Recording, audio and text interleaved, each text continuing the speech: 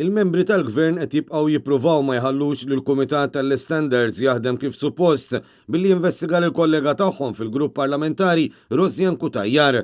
Dan kif il-Ministru Edward Zammit Lewis u l-Wib tal-Gvern Glenn Bedingfield ippreżentaw rakkomandazzjoni li ma tiggarantix li jitressqu aktar xhieda quddiem il-Kumitat ħlief il-Kummissarju tat-Taxxi. Illi l-ewwel nisimgħu lill-Kummissarju. Iva, aħna minna dik it-talba. Min se jagħmel it-talba?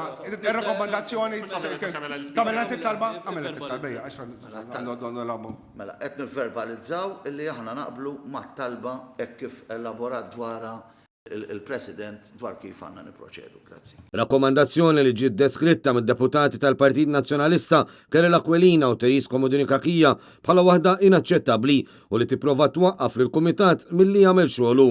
Minnaħa tagħhom, id-deputati nazzjonalisti qalu li lesti jresqu 16 xhud bħala parti mill-investigazzjoni tal-Kumitat fosthom lil Ċali Farrugia Tikka, lil Rosjan Kutajjar, lil Jorgen Fenek, lil Kummissarju tal-Pulizija, lil Prim Ministru Roberta Bela, lil Notaru Deputat Ian Castal de Paris, kif ukoll il-Ministru Edward Zammit Lewis stess.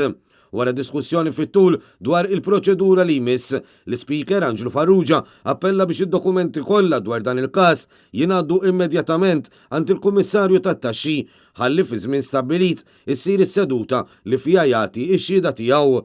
Min hemm l-Speaker qal li ma jeskludix li jkun hemm xhud jew xhieda oħrajn. Madankollu u ma aċċettax li f'dan l-istadju tittieħed nota tal-lista kollha tax-xhieda kif ippreżentata mid-deputati nazzjonalisti. Il-pożizzjoni tal-Speaker waslet għal reazzjoni minn Kerel Aquilina u Teris Komodini Kakija li tennew li jekk il-Kumitat għandu l-poteri li jinvestiga ma jistax ikun hemm xhud wieħed biss jew xi restrizzjoni ta' kemm jista' jkun hemm xhieda. Il-Kumitat Parlamentari dwar l-Standards fil-ħajja pubblika bħalissa qed jiddiskuti l-iskandlu Rosjan Kutajjar wara li d-deputat Laburista instabet ħatja bi ksur ta' etika meta ma nkluditx is-senserija li ħadet fid-dikjarazzjoni tal-assi tagħha. Skandlu li tefa' f'pożizzjoni skonda lil membri tal-Gvern li qed ikunu sfurzati mit-tmexxija ta' Roberta Bela biex jappoġġjaw lil kollega tagħhom.